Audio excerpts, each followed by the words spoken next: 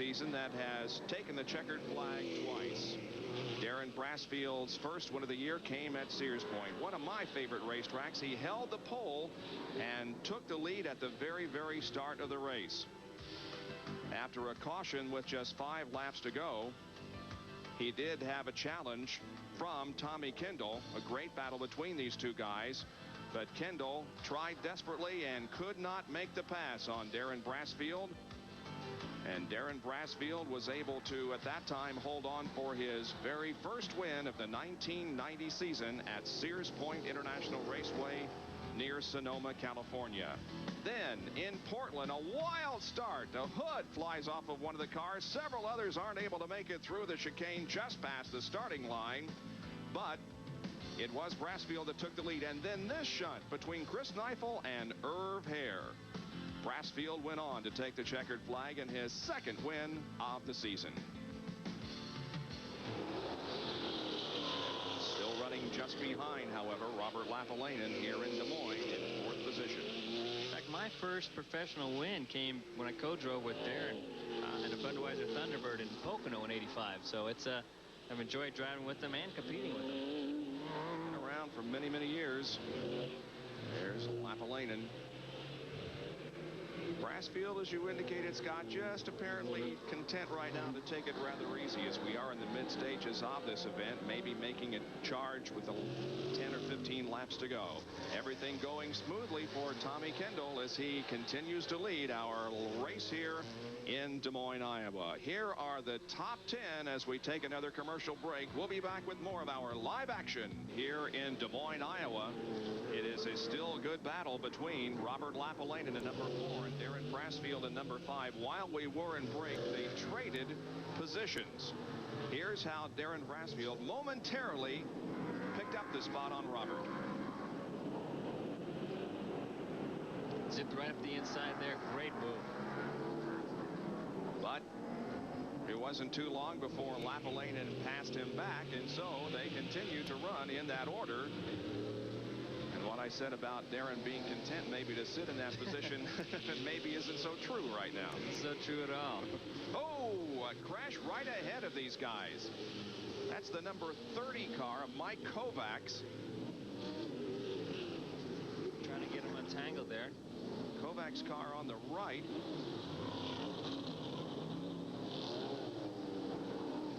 And the other car involved appears to be Richard Valentine, car 54. Pretty badly damaged. That's a strange accident, too, on the inside of the track, and they came together.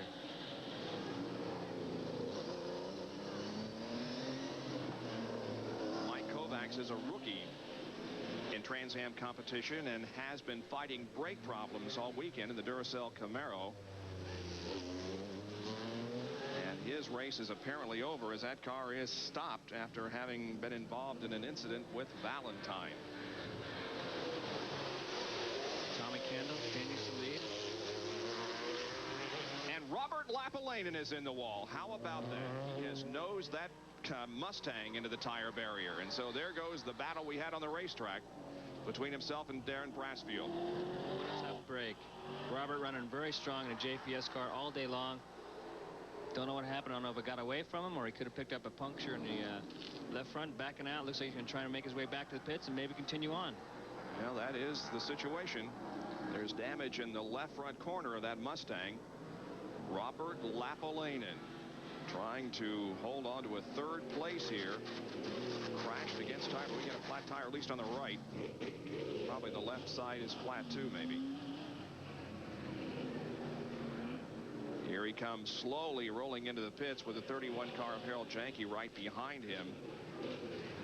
So Robert Lapalainen with the flat right front tire is going to get a change, and John Kernan is right there.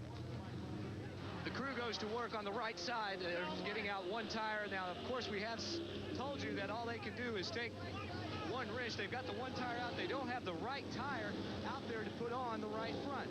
They finally get it, run around to the right side of the car, and this pit stop taking a lot of time. Looks like there may be a little bit more damage in here. He's looking in there to see a little bit more damage before he puts on that tire. Now he's able to get the tire seated on the car.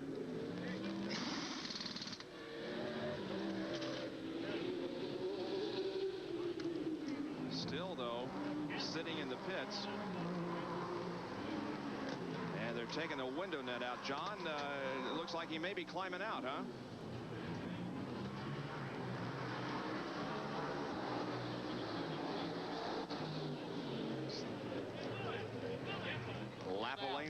Lapalainen does indeed get out of the car.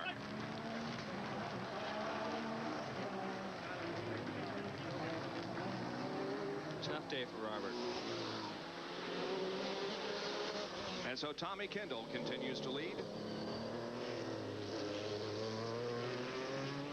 And we now have only 4 cars that are on the lead lap with the demise of Robert Lapalainen. 47 laps have been completed. We've got 22 more to go here in Des Moines, Iowa. Trans Am racing for you here on ESPN. We'll be Sharp's car and where it came to rest. It's in the runoff area, and here's what happened.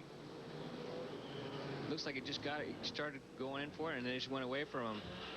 My guess is that he may have had some damage from the earlier incident where he got into the tire barrier, and now it's something broke on the car, spindle or a tie rod or something like that. It looks like he just lost steering, went straight in. We're happy to report that Scott Sharp got out of the car. He's okay. Now let's listen to this crash.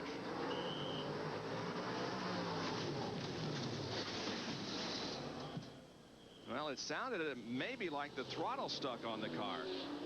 Boy, you can attest to that, huh?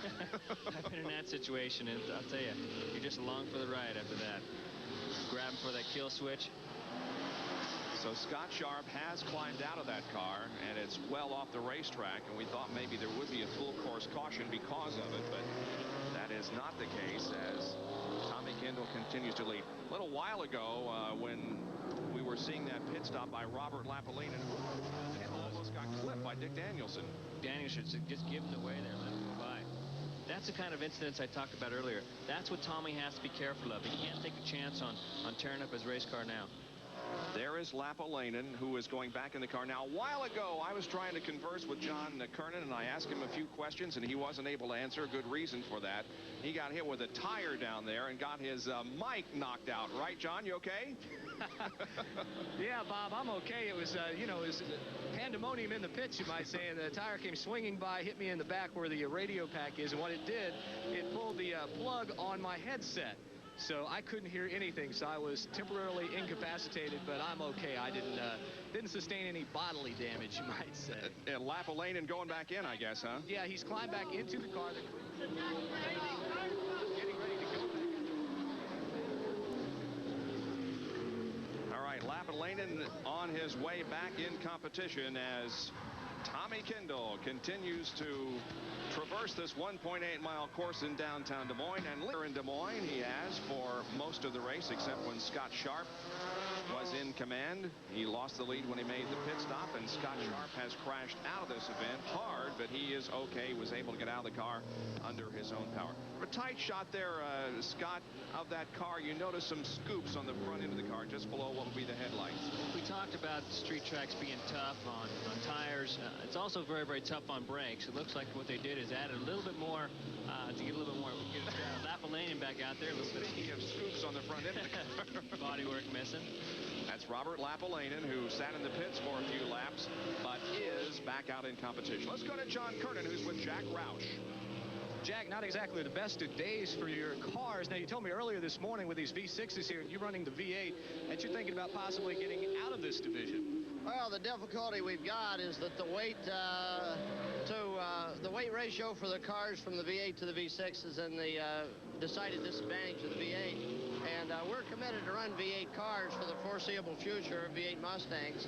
If SCCA won't recognize the prospect of adjusting the rates for the improvements that they've made in the V6s over a period of time, and for the amount of money being spent in the development of those programs, we're going to have to reassess whether we should be here or not. We're committed to run our Mustangs with V8s if we can be competitive, but we're at a decided weight disadvantage now. And that's required as part of our problem today is we had to turn the engines